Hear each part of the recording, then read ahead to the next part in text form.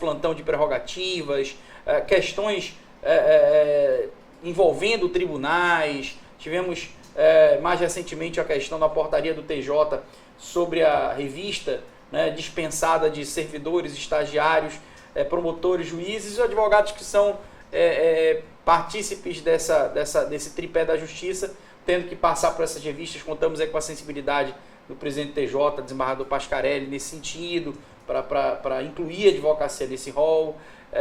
Então, assim, são conquistas, são lutas diárias, justamente para garantir o exercício da atividade profissional e também a questão da infraestrutura do exercício da atividade do advogado. Para você ter uma ideia, a OAB dispõe em cada fórum da cidade de salas com ar-condicionado, scanner, impressora, secretária. Nós temos hoje 6 salas funcionando para dar apoio aos advogados no âmbito dos fóruns da cidade. Então, assim, estacionamentos exclusivos para advogados próximos aos fóruns, custeados pela Ordem dos Advogados. A Ordem também tem a preocupação de dar infraestrutura de trabalho ao colega. Muito bom. E, assim, doutor, dentre as metas que o senhor estabeleceu, que o senhor propôs durante o período da escolha, quais delas já foram cumpridas e qual dessa daí faz o seu olho brilhar quando o senhor fala sobre ela e possivelmente deve ser o maior desafio? Nós inauguramos agora, no final do mês de maio, a Casa do Advogado, né? Que é um local onde aquele colega advogado, especialmente o colega advogado que está iniciando a atividade profissional, que é o momento mais difícil da carreira de advogado, tem dificuldades financeiras, inclusive, de montar o próprio escritório.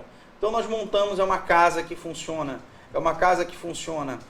ali na Tapajós, próximo ao Teatro Amazonas, era um imóvel próprio da Ordem, onde nós montamos 4 salas de atendimento, gabinetes de atendimento para o colega advogado, sala de reuniões, computadores, scanner, impressora. E aquele advogado que não tem condições hoje de ter um escritório para atender o seu cliente, se dirige a esse espaço do advogado para que ele possa atender o cliente dele com toda a dignidade, né? O cliente não perceba que se trata de um espaço da Ordem, imagine que seja um espaço do advogado, e permitindo a inserção desse jovem advogado no mercado de trabalho, que é hoje, sem sombra de dúvidas, um grande desafio. Isso realmente é muito bom, é uma excelente ideia e, pelo que a gente tem percebido no meio, tem sido muito bem aceito. E, assim, os parabéns, né, por já estar dando frutos assim tão importantes quanto esse. Mas para você que está nos acompanhando a partir desse momento, nós estamos aqui com o presidente da OAB, o Dr. Marco Aurélio Choi, que se dispôs a esclarecer as dúvidas dos nossos leitores referente ao pleito desse ano, às eleições de 2016. Então, você que é pré-candidato, você que tem algum amigo que é pré-candidato, e que ele ainda tem algumas dúvidas relacionadas a como ele vai poder proceder, como você, inclusive, eleitor, vai poder proceder em alguns casos, compartilhe essa transmissão para que, então, o máximo de pessoas possam ter esses esclarecimentos. E, doutor, me permita já fazer um primeiro questionamento. Nesse nosso encontro hoje, eu conto com a participação e colaboração da colega Glaucia, que vai estar fazendo alguns questionamentos. Oi, Glaucia, tudo bem? Olá, Jack, bom dia, internauta. E a Glaucia vai nos ajudar a transmitir alguma das perguntas dos nossos leitores até o senhor. A primeira pergunta delas, na verdade, tem a ver com essas mudanças. Houveram várias mudanças, eu diria até um pouco radicais, se comparamos aos pleitos anteriores, né? Como a OAB tem visto essas mudanças? Elas foram boas ou poderiam ser melhores? Na realidade, a OAB encampou a questão do fim do financiamento empresarial de campanha, foi uma das grandes bandeiras de defesa da OAB, chegou ao Supremo Tribunal Federal contra a questão da doação empresarial de campanha, e essa vedação à doação empresarial foi proibida pelo Supremo Tribunal Federal a partir de uma ação da Ordem e foi incluído na última mini-reforma da Lei 13.165. Então, a grande novidade para essa eleição é de que as empresas, as pessoas jurídicas, elas não vão poder fazer doações para os candidatos. Os candidatos só vão poder receber recursos exclusivamente oriundos de pessoas físicas. E aí o objetivo disso é que nós tenhamos uma campanha muito mais próxima do cidadão, uma campanha sem abusos de poder econômico, uma campanha onde possa permitir o surgimento de candidaturas de apelo popular. Muito bem. Eu já passo logo então para que a Glaucia ela possa fazer o seu primeiro questionamento. Glaucia, é com você. Olá, Choi. Bom, em época eleitoral, a rua fica cheia de panfletos, de cartazes Com a nova legislação, isso ainda é permitido? Eu acho que todo mundo está estranhando. Nós estamos aí no dia final, nos encaminhando para o final do mês de julho. Todo mundo, poxa, mas ainda não estou vendo muita campanha, né? Está tudo muito parado. Nós tivemos algumas mudanças substanciais para essa eleição. Um é o encurtamento do período de propaganda eleitoral. Né? Por exemplo, a partir do dia 20 de julho começam as convenções, podem acontecer até no dia 5 de agosto. As coligações vão ter até o dia 15 de agosto para solicitar o registro das candidaturas perante a Justiça Eleitoral. Mas campanha eleitoral propriamente dita, ela só vai começar a partir do dia 16 de agosto. Então a gente vai ter um encurtamento do período de propaganda eleitoral. Acho que a primeira coisa que o nosso web espectador deve notar nesse pleito é o encurtamento desse período eleitoral. Vão ser apenas 45 dias de campanha. Né? E além disso, nós tivemos uma série de restrições quanto ao material de campanha eleitoral. Por exemplo, aquelas famigeradas placas de 4 metros quadrados, que era uma grande disputa, né, na cidade sobre espaços, né? Aqueles cavaletes colocados em vias públicas, nos jardins, naquela dimensão de 4 metros quadrados, tudo aquilo vai ser proibido para esse ano dessa eleição de 2016. O único material gráfico possível hoje de propaganda são adesivos, propaganda em papel, de panfletos, como você mencionou, e a questão dos adesivos perfurados nos vidros traseiros dos carros. Adesivo perfurado, inclusive, vai ser talvez a maior publicidade que vai ser autorizada nessas eleições. Né? Exatamente, porque o que acontecia? Você tinha a possibilidade de propaganda de até 4 metros quadrados, aqueles mini DOS, né? Aquelas placas colocadas em bens particulares. Hoje nós só podemos ter papel adesivo, né? E de 50 por 40, que é o tamanho máximo permitido, e material impresso de meio metro quadrado. Então, aquele material ostensivo que se tinha antigamente, não teremos mais, e o perfurado, independente do tamanho do vidro do carro, ele é permitido. Entendi. E ainda falando sobre essa questão da publicidade dos candidatos, a prefeitura ela vai poder fazer publicidade de obras, de eventos durante o período da campanha? Pode, e se pode, tem alguma, e se não pode, tem alguma exceção? Na realidade, os agentes públicos, né, envolvidos, estamos tratando de uma eleição municipal, os agentes públicos estão proibidos de realizar neste período eleitoral a chamada propaganda institucional. Né? O artigo 73 da Lei Geral das Eleições, da 9.504, proíbe a chamada propaganda institucional dentro deste período, né? Salvo, obviamente, algumas exceções autorizadas, como campanhas de vacinação, campanha contra a Zika, que são questões de interesse efetivo de saúde pública.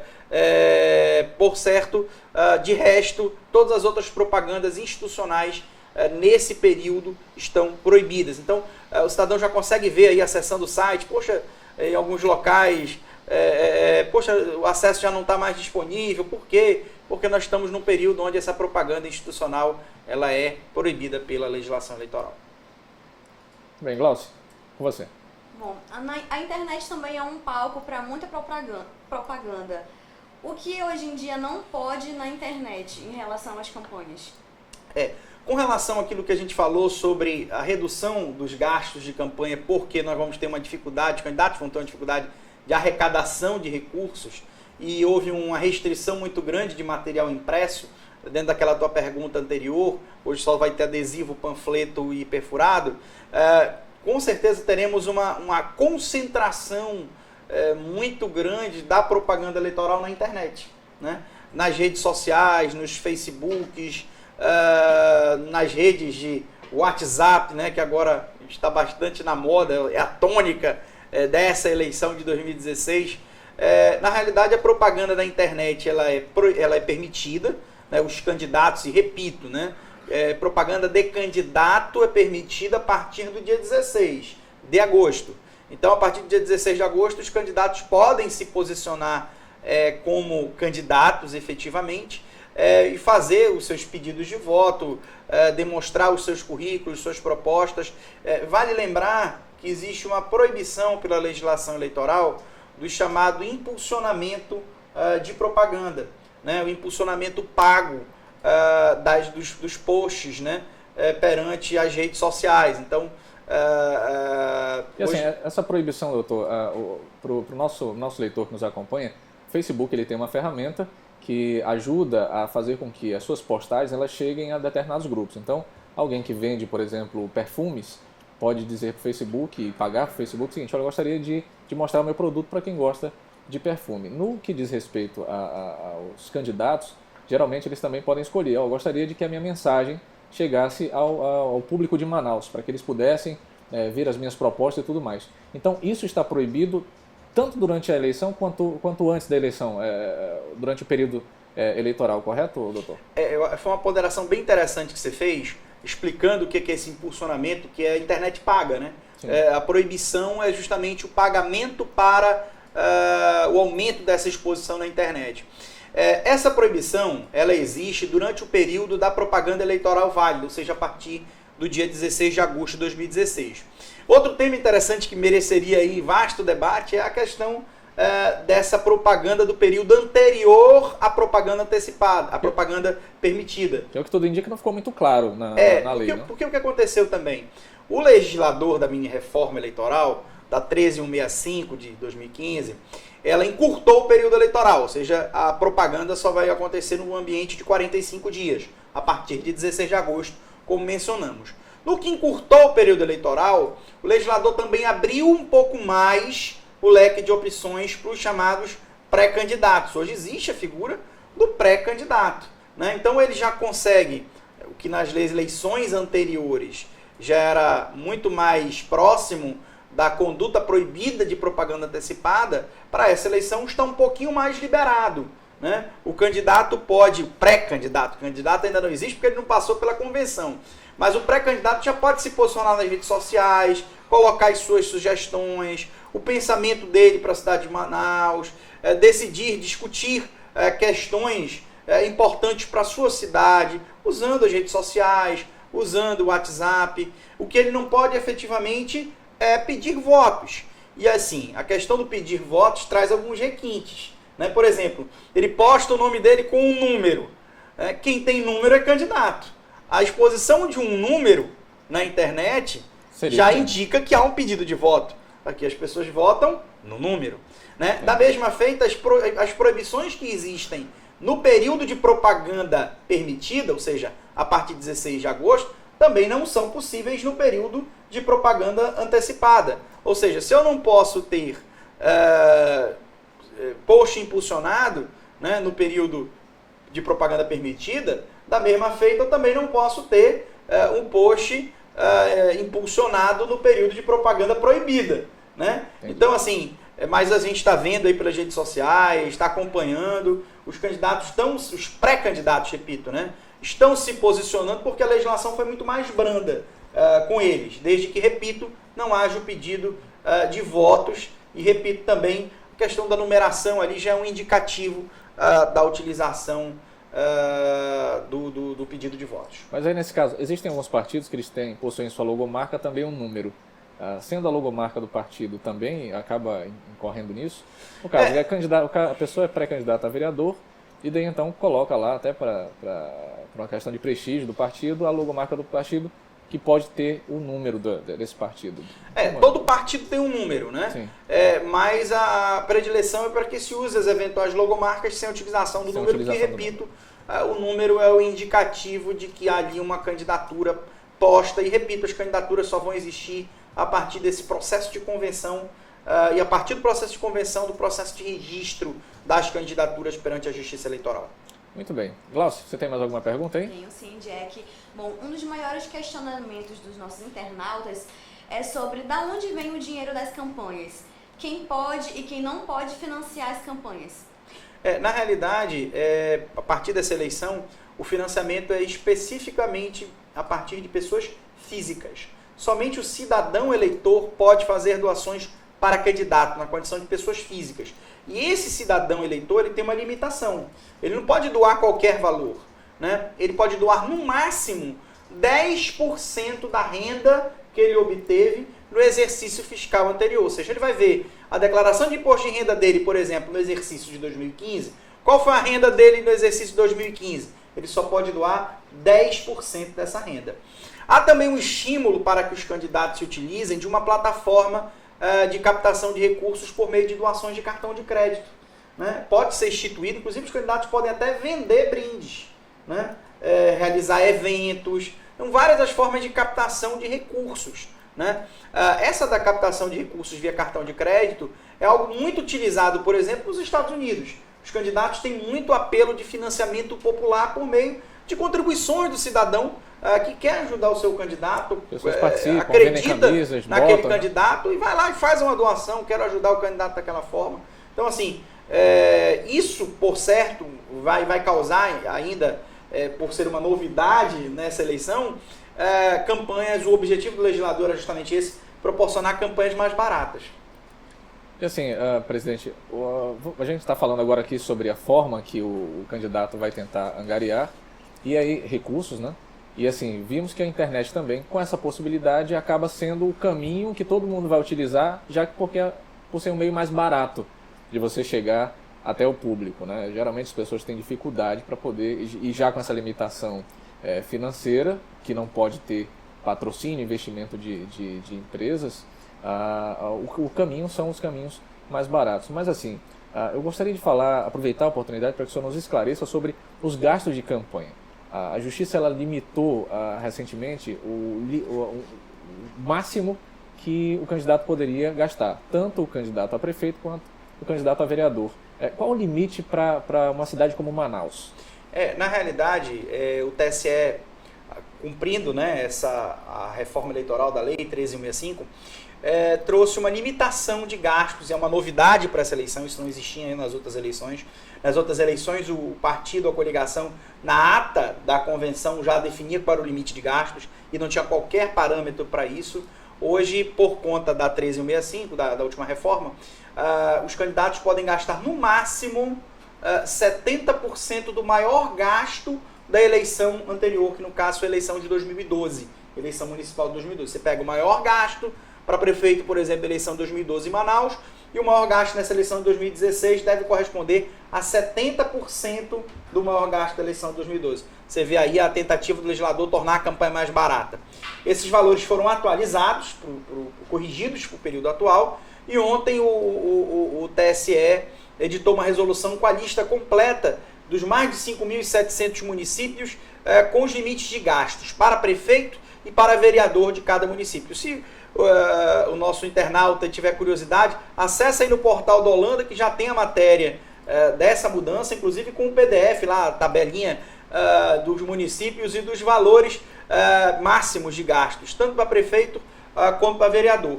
E aqui em Manaus, o maior gasto para prefeito em primeiro turno é algo em torno de R$ 8.900.000 e para um segundo turno, R$ 2.100.000. E tem uma discrepância, que até o portal inclusive deu em primeira mão, que é a questão do gasto para vereador. Sim, né? Isso daí foi surpreendente. Que é algo que colocou Manaus no conhecimento nacional. Né? É o maior gasto de vereador possível no Brasil. Né? Houve acontecer um erro de lançamento por parte da Justiça Eleitoral quanto a um candidato na eleição de 2016, um recibo de R$ 2.800 virou um recibo eleitoral de R$ 28 milhões. Nossa, por conta de um erro de digitação. E aí o TSE usou esse parâmetro do maior gasto declarado na eleição de vereador em 2012, fez o cálculo e chegou à conclusão que um candidato a vereador em Manaus pode gastar até R$ 26 milhões. É o maior gasto possível para um candidato a vereador no Brasil. Quase 4 vezes mais do que o prefeito. Exatamente, é uma discrepância, né? Porque se um candidato a prefeito pode gastar 8 milhões e 900, um candidato a vereador vai poder gastar 26 milhões. Se espera aí que o TSE venha corrigir essa discrepância, justamente ocasionada por um erro de digitação. Mas é uma situação inusitada, né? Entendi, interessante. Glaucio, o que você traz aí pra gente? Bom, eu gostaria de saber qual é o papel da imprensa durante as campanhas. O que o jornalista pode ou não pode fazer, o que os veículos podem ou não fazer? A ideia, e a imprensa exerce um papel fundamental nesse momento que vivemos, no Estado Democrático de Direito, e do acompanhamento do processo eleitoral. A ideia é que a imprensa promova a cobertura imparcial do evento, eleição. É um direito dos veículos de comunicação terem linha editorial de defesa de candidatura A ou B. É possível ter linha editorial, sim, né? Mas os veículos de comunicação devem dar tratamento igualitário a todos os candidatos. Tivemos algumas modificações, por exemplo, quanto às regras de debate, né? Hoje já não há mais a obrigatoriedade da convocação de todos os candidatos, né? A legislação faz algumas restrições até para que os debates se tornem mais dinâmicos entre os candidatos, né? Nós vamos ter algumas modificações na própria propaganda eleitoral gratuita e no rádio e na televisão. Vai haver uma diminuição de tempo da propaganda em bloco. Antes a propaganda em bloco ela tinha 30 minutos na manhã e 30 minutos na noite. Hoje os blocos vão ser menores, vão ser blocos de 10 minutos apenas. E nós vamos ter a diluição dessa propaganda que foi retirada do bloco durante mais inserções ao longo da programação das emissoras, né? Ou seja, vai aparecer candidato mais vezes aí ao longo da programação do que aquela nossa velha propaganda eleitoral nos blocos ali de maior minuto. Doutor Choi, eu acho que o senhor vai precisar voltar aqui no portal em outro momento para esclarecer não somente essas questões eleitorais, tá? Porque estão surgindo algumas perguntas relacionadas a casos pessoais, casos específicos próprios da atividade da advocatícia. Por exemplo, que o Ivo Pedrosa ele coloca aqui: boa tarde, gostaria de um esclarecimento do senhor. Quando contratamos um advogado, já dei 30% do valor cobrado, acredito que 30%, e já se passaram 1 ano e meio e não se dá nenhuma posição do processo. O que pode ser feito é o que ele pergunta aqui. Então, o senhor está vendo que o dia que o senhor vier vai ter muita demanda nesse sentido aí, né, doutor? É demanda de OAB, é demanda do eleitoral, né? Com relação ao colega que mencionou ali, eu acho que deve comparecer ao OAB. A OAB tem um setor próprio, entra em contato com um colega advogado, vê o que está acontecendo. Eu acho que é um papel importante também e nos colocar aqui à disposição para as outras oportunidades. É sempre uma honra para mim, pessoal, esse carinho que o Portal do Holanda nos defere, e especialmente ao nosso amigo Raimundo Holanda, e dizer que a gente está sempre à disposição, é só chamar, viu? Tudo bem. E falando em Raimundo Holanda, no Bastidores da Política hoje, que ele fez, ele cita um caso que é uma possibilidade de acontecer, que é o de, uma vez que um candidato seja homologado na convenção, ele foi o escolhido do grupo para ser o candidato, por exemplo, a prefeito. No decorrer da campanha, ele pode ser substituído? Isso é possível? E se é possível, quanto tempo isso pode acontecer? Isso é interessante porque é objeto de uma mudança na legislação que vai ser aplicada efetivamente pela primeira vez nessa eleição de 2016. Até as eleições municipais de 2012, era possível a troca dos candidatos até as vésperas da eleição. A eleição era no domingo, era permitido que o candidato fosse trocado, substituído o candidato até o sábado que antecedia a eleição.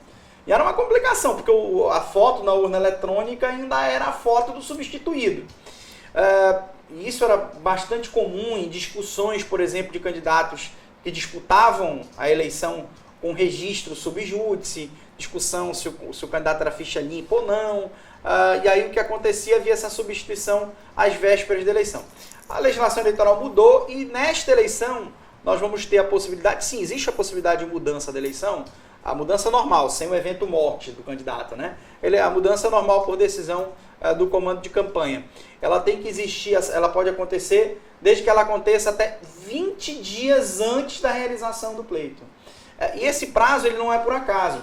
20 dias também é a data onde acontece a chamada carga das urnas. Então, é justamente o momento adequado para, inclusive, promover a substituição das fotos do candidato substituído na urna eletrônica. O senhor citou a causa morte aí, né? E a gente espera que isso não aconteça, mas uma possibilidade de que o candidato, por exemplo, tenha algum problema, até mesmo de saúde, e não possa mais continuar a sua candidatura.